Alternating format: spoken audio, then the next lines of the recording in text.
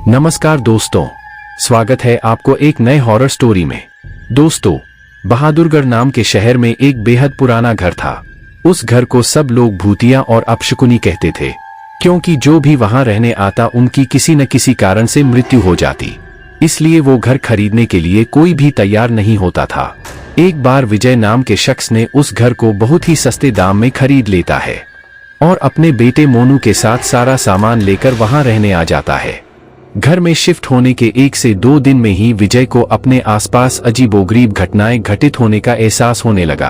पहले तो वह इसे नजरअंदाज करता रहा, लेकिन जब उसे घर में किसी की मौजूदगी का एहसास होने लगा तो वह सतर्क हो गया।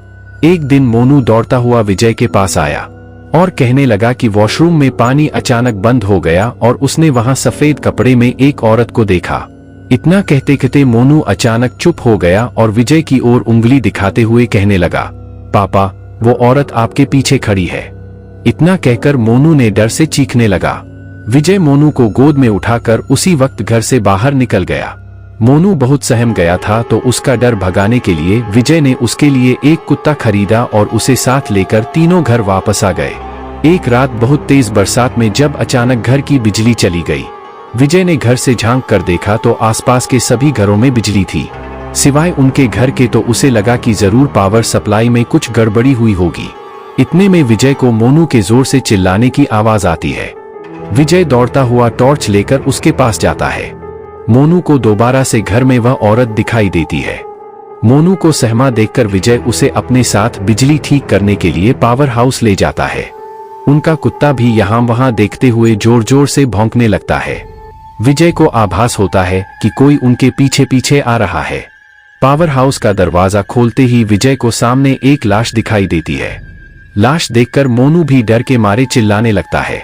विजय अपने बेटे को लेकर तुरंत दरवाजा खोलकर घर से बाहर भागने की कोशिश करने लगता है।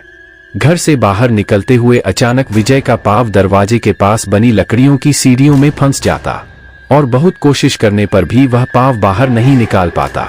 मोनू अपने पापा को बाहर खींचने की कोशिश करता है, लेकिन काफी प्रयास करने पर भी वह विजय को बाहर नहीं निकाल पाता। कोई उपाय न सूझने पर मोनू अपने कुत्ते को लेकर वापस घर के अंदर चला जाता है और दरवाजा खुद ब खुद बंद हो जाता है। वहां विजय भी करीब 15 मिनट तक मशक्कत करने के बाद अपना पाँव बाहर निकालने में सफल हो जाता है।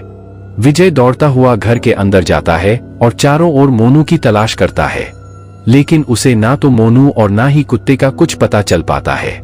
बहुत ढूंढने पर भी जब दोनों नहीं मिलते तो विजय हार मान लेता है और उनके दोबारा मिलने की आस में वहीं रहने लगता है। कुछ दिन बाद विजय बिजली की लाइन को ठीक करने के लिए एक इलेक्ट्रिशियन को बुलाता है, लेकिन घर में दाखिल होने से पहले ही वह दरवाजे से ही उल्टे पैर भाग जाता है।